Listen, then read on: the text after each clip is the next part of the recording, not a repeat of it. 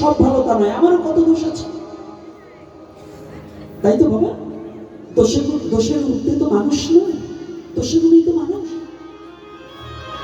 তাই কিছু দুষ্ট প্রকৃতি ব্রাহ্মণ, ওনাদের ছেলে পেলেগুলো, যুবক ছেলেরা, যেমন দেখবেন আমাদের বৃদ্ধরা অনেকে বলে এ নূতন একটা ধর্ম নিয়েছে, আগে তো একাদশী টাশি ছিল না, ওরা বাড়ি সাধু হয়েছে,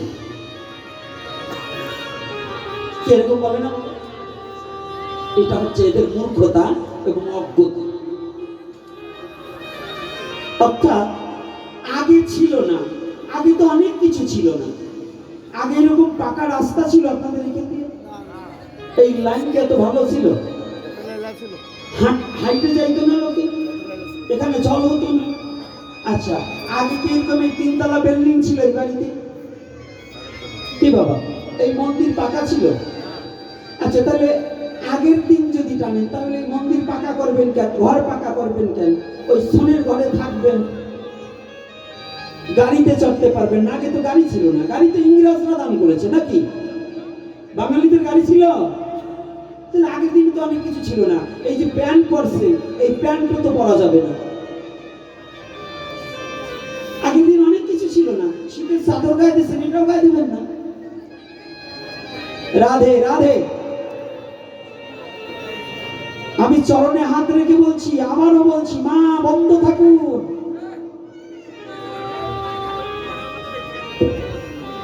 ওমা, আমি আবারও তোমাদের সন্তান হিসেবে পায়ে ক্ষমা চাচ্ছি, বন্ধ থাকুন। আর যদি এরপরে বিরক্ত করো তাহলে কিন্তু তোমাকে গুড়ায় জল ঢেলে দেবো। আর বসতে পারে না, ওই মধ্যে কায়দা বেঁধে তো চিল্লে কি বসার জায়গা হবে?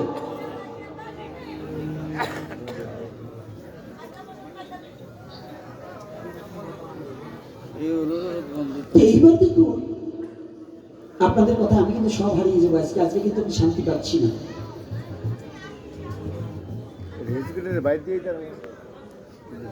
এইবার কথাটা কোথায় ছিল?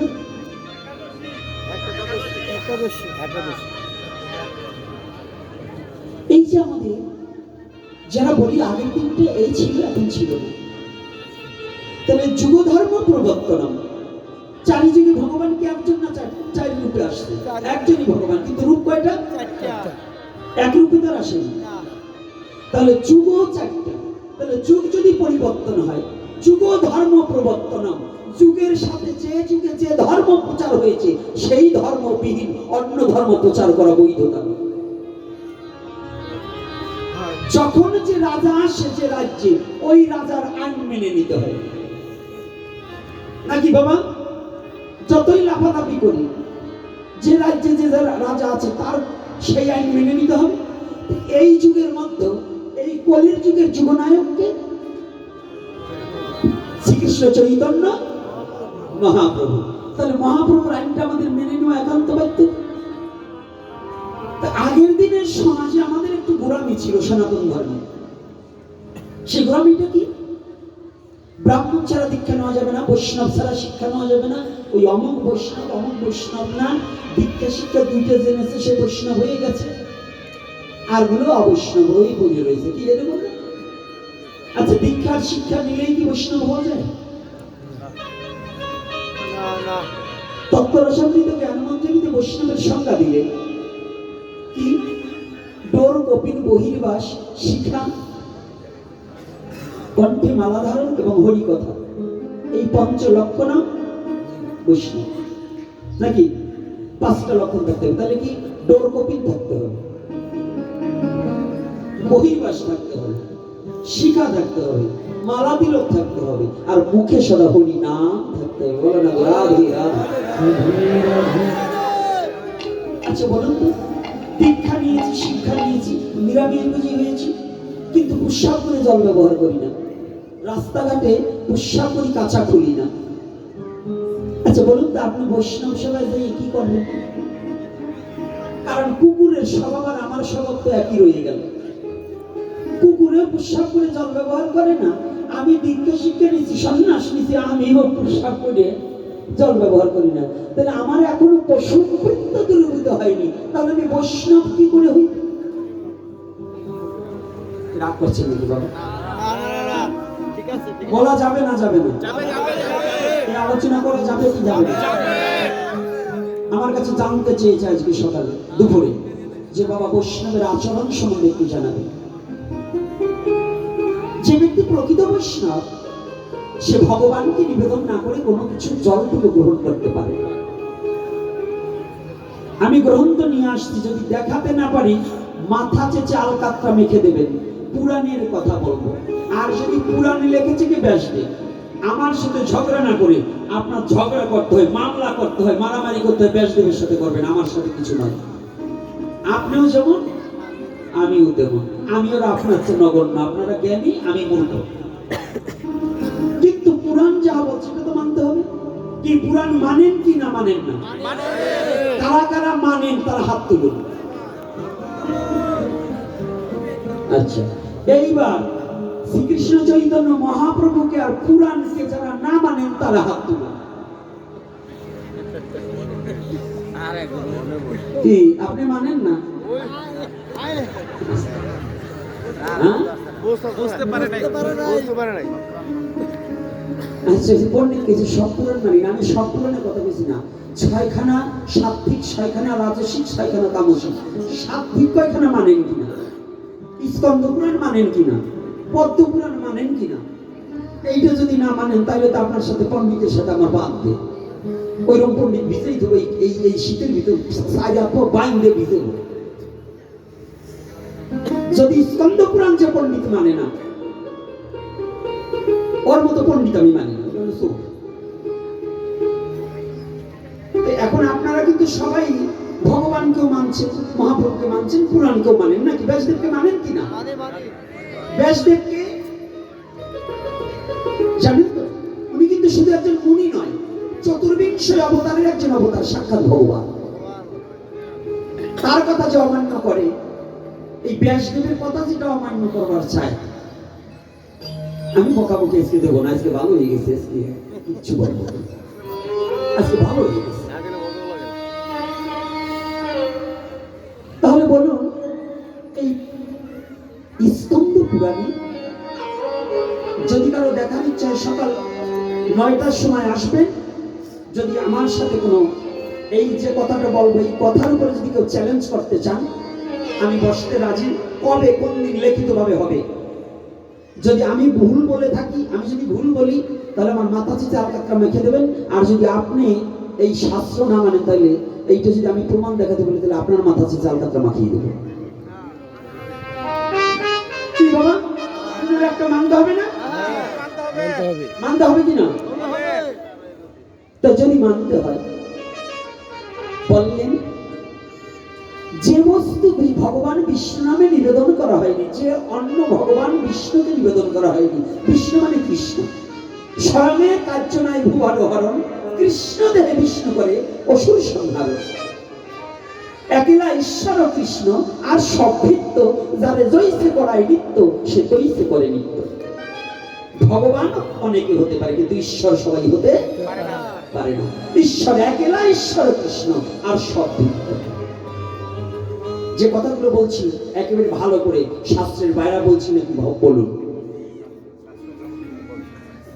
তাহলে একলা ঈশ্বর কৃষ্ণ আর সব ভিত্ত, যারে জৈসে করায় নিত্য সে তৈসে করে নিত্য। ওই কৃষ্ণ নামে নিবেদন ব্যতীত এবং বিশ্ব নামে নিবেদন ব্যতীত যে অন্ন গ্রহণ করা হয় সে অন্ন কুকুর মাংস সদৃশ।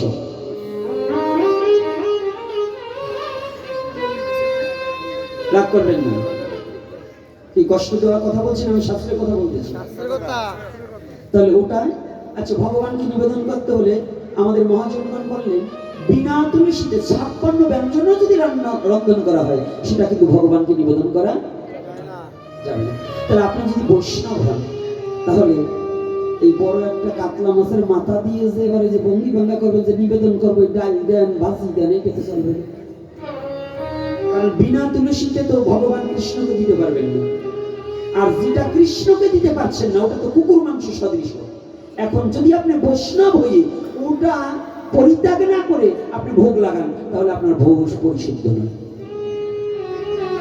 আমি বলছি না, আমি বলছি যদি পুরাণে না দেখা যাবে আমার জিহ্বা কেঁপে যাবে। আরে বৈষ্ণব বলে যে দাবি করি, বৈষ্ণবের আচরণটা আহার বিহারে একটু পরিশুদ্ধ করার দরকার আছে নাকি বাবা? আছে কি না? আমার আছে না? খালি একটু ভালো রান্না করতে পারলাম, রান্না করতে পারলে কিন্তু বৈষ্ণব হওয়া যাবে। সদাচারিতা যার মধ্যে নেই সে কোনোদিন বৈষ্ণব নয়। যার উচ্ছিষ্ট বিচার নেই, আহার বিহারের মধ্যে যার ভাব নেই, সে কোনোদিন বৈষ্ণব হতে পারে। ভক্ত হতে পারে কিন্তু বৈষ্ণব হতে পারে। ভক্ত সবাই, একটা পাগল ভক্ত হতে পারে কিন্তু বৈষ্ণব হতে পারে। এটা কেন বললেন? কোথায় বলছেন? আরো বলছে সনাতন ধর্মের শ্রীমদ ভগবত গীতা, গীতায় আহার সম্বন্ধে কোনটা সাত্বিক, কোনটা রাজসিক, কোনটা তামসিক, দৈবাস সম্পদ বিভাজ্য হইতে ১৬ এবং ১৭ অধ্যায় পর্যন্ত, এই দুটো অধ্যায় ১৬ এবং ১৭ অধ্যায় পর্যন্ত খাদ্যের গুণগত মান আছে কিনা? এই সাধু বাবারা বলুন আছে কিনা? তাহলে যদি আপনি গীতাকে মানেন তাহলে তো আপনি অখাদ্য খাইতে পারেন না, আপনি বৈষ্ণব হইতে অভক্ষণ ভক্ষণ করতে পারেন না। কি পারি? একজন শুদ্ধ ব্রাহ্মণ যিনি তিনি অখাদ্য গ্রহণ করে নারায়ণ শিলায় জল দান করাও তার বৈধতা নেই। একজন ব্রাহ্মণের পিছনে শিখা থাকতে হবে, শিখা বন্ধনে বিহীন নারায়ণ শিলায় জল দান করা সে অসুর। রাগ করবে না, এত কষ্ট। আজকাল আমাদের সমাজ থেকে সব হারিয়ে যাচ্ছে। বৈষ্ণব তিলক নিতে লজ্জা পায়। বৈষ্ণব তিলক পড়তে ৫ই আগস্টের পরে অনেক বৈষ্ণব ধুতি খুলে এখন প্যান্ট পরা দিচ্ছে, ও মনে হয় মরবে না। আর আমার কথা হচ্ছে না, এই যে চলছি, আমার তো কোনো মুসলমান বাবা কোনো অন্য কেউ আজ পর্যন্ত বলেনি যে আপনার মালা খুলেন, আপনার ধুতি খুলেন। এই পর্যন্ত বাংলাদেশে কোনো কেউ বলেনি, তাহলে আমি খুলবো কেন? কেউ কোনো মুসলমান বাবা তো আমাকে বলেনি। আজকে নগদে আপনাদের এই গ্রামে ঢুকছে, এই গ্রামের মেম্বার বলতেছে, বাবা আপনার প্রবচন মানে আপনার, আমরা তো যেভাবে বলে যে আপনার এই আলোচনা আমি প্রত্যেক প্রায় দিনই শুনি, আমি শেয়ার করি, আমি কমেন্ট করি, আমি তো আর এটা চালাই না, চালায় ছেলে পেলে, আমি তো আর বুঝি না।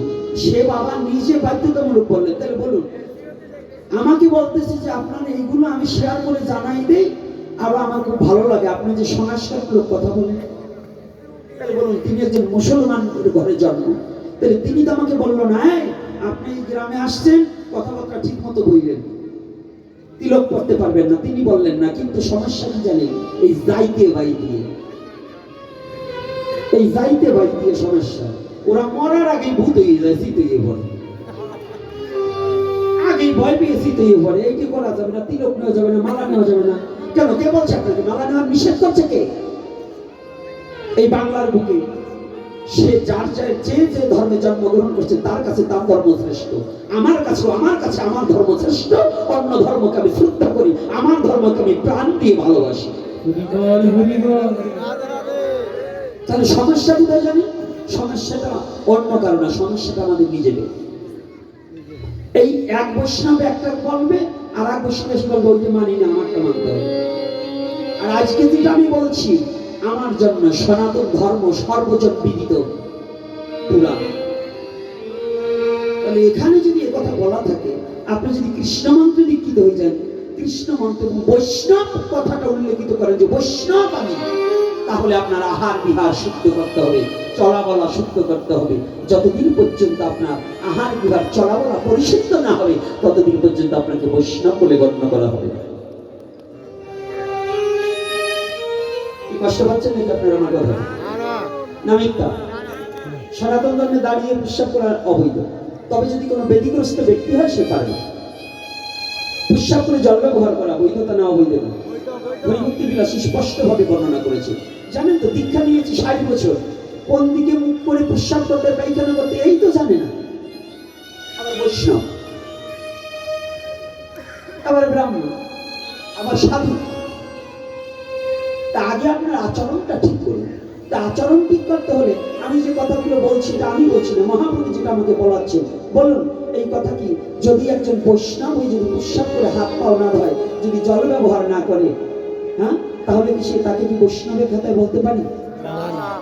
শাস্ত্রে বলেছে যদি তুমি জল না পাও তাহলে টুকরা কাপড় কিংবা টুকরা কাপড়ের পরিবর্তে এখন আধুনিক যুগ টিস্যু পেপার, যদি তাও অসমর্থ হয় ইসলাম ধর্মের মতো একটা ঢিল নিলেও ব্যবহার করতে হবে।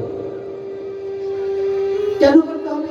সনাতন ধর্মের আর্য মহর্ষিরা আপনাকে রক্ষা করার জন্য দুটো পথ অবলম্বন করছে। ধর্ম যাতে রক্ষা পায়, আপনার শরীরও যাতে রক্ষা পায়। কি করে? পুষ্যাপটা হচ্ছে একটা অ্যাসিড জাতীয়। এই পুষ্যাপটা যদি আপনার গোপনাঙ্গে লেগে থাকে, এই ক্রমান্বয়ে এমন একটা ব্যাধি হতে পারে, গনোরিয়া, সিফিলিস পর্যন্ত হতে পারে। আর ধর্মীয় দিক থেকে একটা 5বার যেখানে পুষ্যাপ করা হয়, ওইখানটাকে এই পুষ্যাপখানা বলা হয় না? ওইখানে যদি কোনো লোক নেমে পড়ে, তার স্নান ছাড়া কি ঘরে আসা যায়? তাই দিনে যদি 5বার পুষ্যাপ করে, 5 ফুটা পুষ্যাপ যদি আপনার কাপড়ে লেগে থাকে, তাহলে কি আপনি কি ওই কাপড়টা কি পুষ্যাপখানার চেয়ে একটু ভালো? তাহলে আপনার কি প্রয়োজন? শুদ্ধতা। তাহলে কি জল ব্যবহার করলে কিংবা যদি আমরা এটা করি, পুষ্যাপটা কাপড়ে লাগবে না, কাপড়টা পরে আমি যে কোনো জায়গায় মন্দিরে তীর্থস্থানে যেতে পারবো। পারবো কিনা? আর যদি আমার নোংরা থাকে আমি যেতে পারবো? শীত হয়েছে, মুজা পায়ে দিয়েছি, পুষ্যাপ করে অর্ধেক ধুইছি, অর্ধেক ধুই, কিন্তু এটা চলবে না। বৈষ্ণব সমাজ এটা চাই না। আজকে দেখো, আজকে কয়টা বাজাবো তা জানি না, কারণ ভাব ভালো না। পন্ডিতরা বলে 8টা গই, যা আছে আছে, নাকি আলোচনা করবো না? করবো না? একদিন করবানি, হ্যাঁ চলবে চলবে। এই যে প্রশ্ন আছে, উত্তর দেবো না দেবো না, আলোচনা করতেই হবে। ভাবছেন আমি না বলিয়ে যাবো, দেখলাম আপনাদের লোক আছে কেমন। এমনি ভাবে হরিদাস যখন নাম করিতেছিল, হঠাৎ করে দুষ্ট ব্রাহ্মণের গা জ্বলিয়া গেল।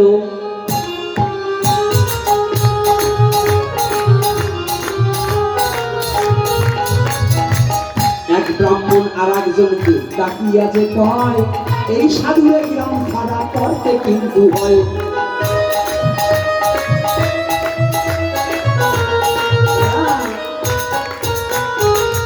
সনাতন ধর্মের একটা দোষ আছে কি জানেন?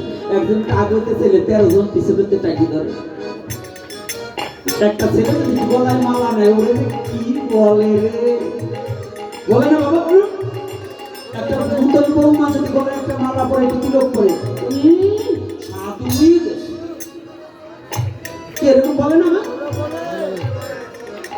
শয়তান যদি জীবনে না দেখতে চান, তাহলে শয়তান যদি দেখার ইচ্ছে থাকে, বুঝবেন যারা কৃষ্ণ নিন্দাকারী, মালা তিলক নিন্দাকারী, ভগবানের নাম নিন্দাকারী, সাধুগুরু বৈষ্ণবের নিন্দাকারী, এই করে হলো একেবারে প্রত্যক্ষ টাটকা শয়তান।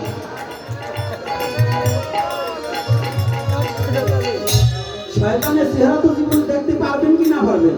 যেগুলো কৃষ্ণ নিন্দা করে, মালা তিলক নিন্দা করে, সাধু নিন্দা করে, বুঝবেন যে এই করে টাটকা শয়তান। হরিবল হরিবল, নির্বেজাল শয়তান। বলেন তো, দুধে তো জল ভেজাল দেওয়া যায়, কোনটা নির্বেজাল আছে? মানে ডুপ্লিকেট ছাড়া একটা জিনিস আছে, বলেন তো কি?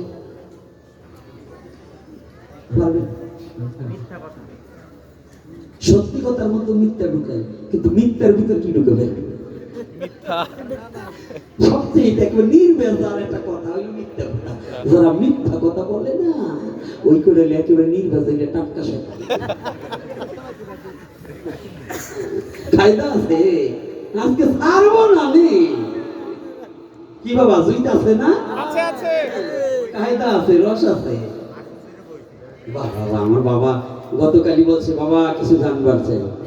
ঠিক শুনুন, আপনাদের মতো ব্যক্তি আছে বিদয়ী, কিছু জানতে যেতে হবে, আর রাগ করলে হবে না। কথাটা তো আমি যখন বলি, এই কথাটা তো আমার জন্য বলি না, আপনাকে ঠকাবার জন্য বলি না, আমার জাতিটাকে একটু চেতন করবার জন্য। রাধে রাধে। যদি একটু বকা দিই, আমার জাতিকে জাগাবার জন্য বকাটা দিচ্ছি, আমার জন্য নয়। আপনার কাছে থেকে আমি 2 বিঘে জমি নেওয়ার জন্য বলছি না, আমি বলছি এই বকাটা দিলেও যদি আমার যুব সমাজ, আমার সনাতনী জাতি যদি জেগে ওঠে, সেদিন আমার জীবন সার্থক হবে। এই জন্যই বলছি, আমার আপনার বাড়ি এসে আত্মীয় পাতাবার আসিনি, কিন্তু আমার জাতি জাগবে যে কথার মধ্য দিয়ে লক্ষ লক্ষ যুব সমাজ জেগে উঠবে, সঠিক সনাতনকে বুঝতে পারবে, সঠিক সনাতনকে জানতে পারবে।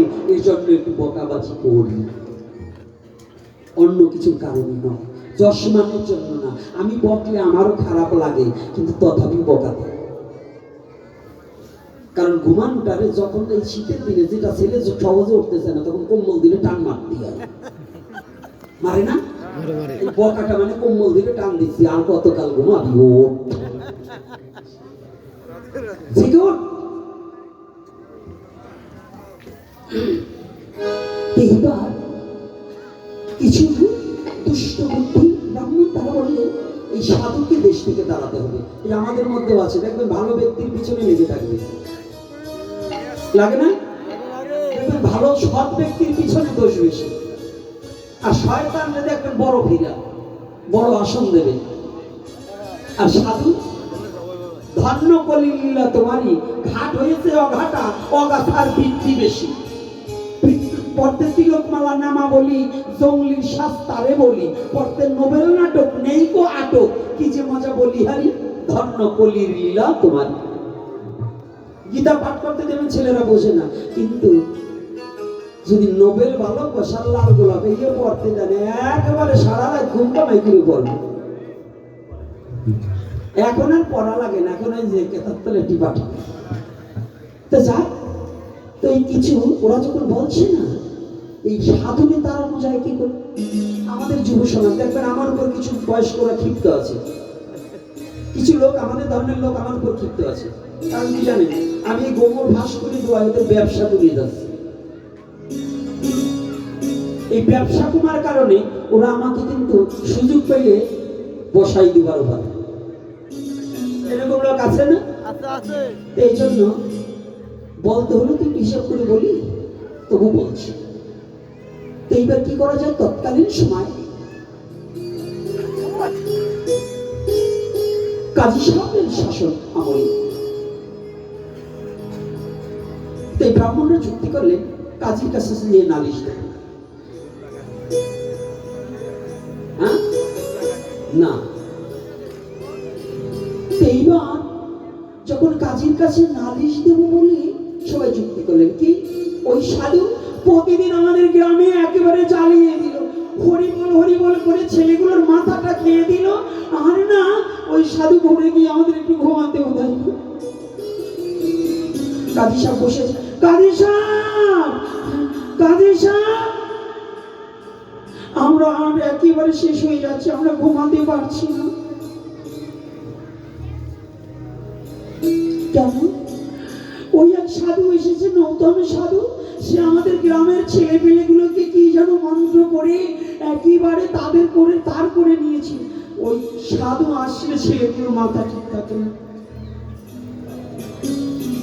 কেন? ওই রাত্রি ভোর রাত্রি 4টার সময় গিয়ে কীর্তন করা শুরু করে দিয়েছে, আমরা আর ঘুমাতে পারি না। আমাদের বাপ দাদার ধর্ম একেবারে সব নষ্ট হয়ে গেল। কেন? আগে আমরা কালী পুজো করতাম, এখন ছেলেরা কালী পুজো বন্ধ করে দিয়েছে। যেমন আপনাদের এখানে এখন যদি বলি বাবা সে দুর্গা পূজায় মদ খান, ওই দুর্গা পূজা না করাই ভালো। দেখবে অনেকেই ভাববে এই যে সাধু আইছে আমাকে দুর্গা পূজা একটু মদ ঠাদ খায়, এইটা বন্ধ করবার আইছে, এটা তাড়াতাড়ি তারা বছরে একবার আনন্দ নাকি, এরকম পার্টি আছে না? আরে হারামজাদা, তুমি আজ মদ খেলছো না, তোমার বাচ্চা দেখছে, তোমার বাচ্চাটারও শেষ করছো, ধর্মের জায়গায় অধর্ম লাগাচ্ছ, তোমার বংশ পর্যন্ত বিনাশ হয়ে যাবে যদি ধর্মকে অধর্ম করে প্রচার করো। বিন্দু বিন্দু বালুকণা জমাতে জমাতে যেমন বিশাল একটা চর গজায়, একদিনের পাপে বংশ নাশ হয় না, পাপ জমাতে জমাতে একদিন পাপের পাহাড় গড়লে বংশটাই বিনাশ হয়ে যায়। বলো না গো রাধে রাধে। এজন্য পূজা উপলক্ষে মদ খাওয়া অবৈধ। সনাতন ধর্মে মদ কিন্তু নিষাদ গ্রহণযোগ্য নয়। যদি কোনো কেউ বলেন দুর্গা পূজায় মদ লাগে, কালী পূজায় মদ লাগে, মিথ্যা কথা। মদ কি জানেন? কাংস পাত্রে নারকেলের জল আর আদার রস দিয়ে মন্থন করা, সেইটা দিয়ে দেবীকে স্নান করা। ওই বোতলের কারণ মত না, ওই লেখে দিল উনি এক বোতল খাইলো, আবার ছিটাইয়া দিল, ওই প্রসাদ খাওয়া বিষয়। কষ্ট হচ্ছে নাকি বাবা? রাগ হচ্ছে না আপনারা? না, আপনারা যারা এই কাজ করতেই পারেন না, আর ওই শয়তান টাটকা শয়তান যদি এটা থাকে বলে যে আমি যে এই যে দুর্গে বুঝে মদ খাইয়ে জানলো কেমনি। আবার দেখছি কয়েকজন মেয়েরাও খেয়ে না, তাহলে কোথায় নিয়েছেন ধর্মটাকে জানেন? করবেন মায়ের পুজো, মাতাল হচ্ছেন। আচ্ছা বলুন তো, আপনার মা সামনে আপনি মদ খাই এতটুকু প্যান্ট করে নাচতে পারবেন তো? হ্যাঁ, পশুর দলে পায়। কারণ যে জগৎজননী মায়ের মূর্তি করা হয়েছে, তার সামনে যে পশুর দলে মদ খেয়ে শর্ট প্যান্ট করে ডান্স করতে পারে, ও তো মানুষের মধ্যেই বলুন, না তো পশু। ওই পশুর জন্য সব সম্ভব। রাগ করছেন তো?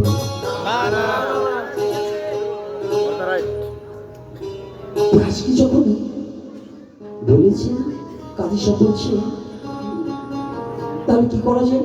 আমি একটা কাজ করি, তোমরা তো আমার কাছে নালিশ করে গেলে, তা আমি লোকটাকে একটা সুযোগ দিই। তখন পেয়াদা ছিল, পেয়াদা ছিলেন তো? হ্যাঁ, সংবাদ বাহক, তাকে পাঠিয়েছি, যাও ওই হরিদাসকে হরিনাম করতে নিষেধ। হরিদাস নাম করছে, হরে কৃষ্ণ হরে কৃষ্ণ কৃষ্ণ কৃষ্ণ হরে হরে, হরে রাম হরে রাম রাম রাম হরে হরে, হরে কৃষ্ণ কৃষ্ণ কৃষ্ণ হরে হরে, হরে রাম রাম রাম হরে হরে। হরিদাস, হরিদাস, আমাকে ডাকছেন? হ্যাঁ ভাই, কাজী সাহেব নির্দেশ আমাকে পাঠিয়েছে, তুমি আর এমন করে না ওরে দিয়ে হরিনাম করো না।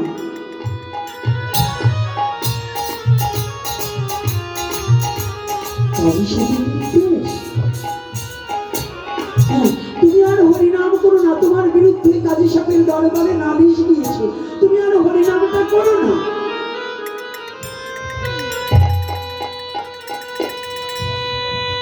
আমি হরিনাম করবো না? পেয়াদা সংবাদ পৌঁছিয়ে চলে গেছে, কিন্তু কে কার কথা শুনে? জগতে ভগবানকে ভালো একবার যে ভাসতে পারে, সে কি আর জীবনে ভগবানের ভালোবাসা ভুলতে পারে?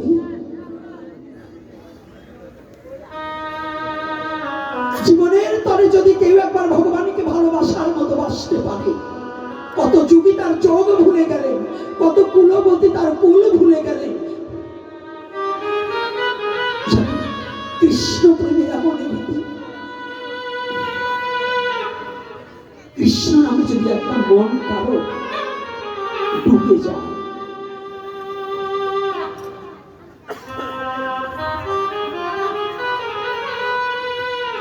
সে পৃথিবীর সব ভুলে যায়, পৃথিবীর সব ভুলে যায়। নবদ্বীপের গায়ে তৎকালীন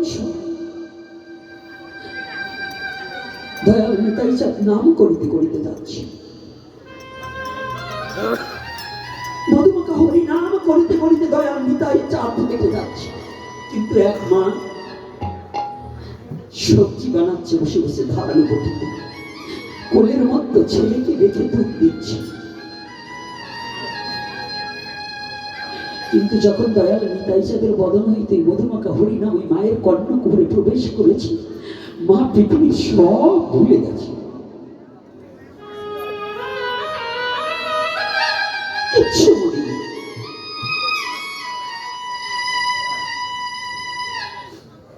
মা ওই নামের দিকে কর্ণটা যখনই দিয়েছে, মা নিজের স্মৃতিশক্তি পর্যন্ত হারিয়ে গেছে। এই নাম কে করছে, ওঠার শক্তি পর্যন্ত নেই। ওই সবজি বানাতে বানাতে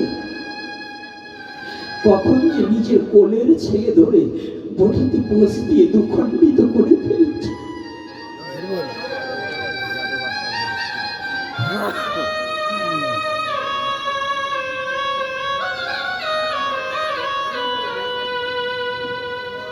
মা নামের মধ্যে নয়ন নদী।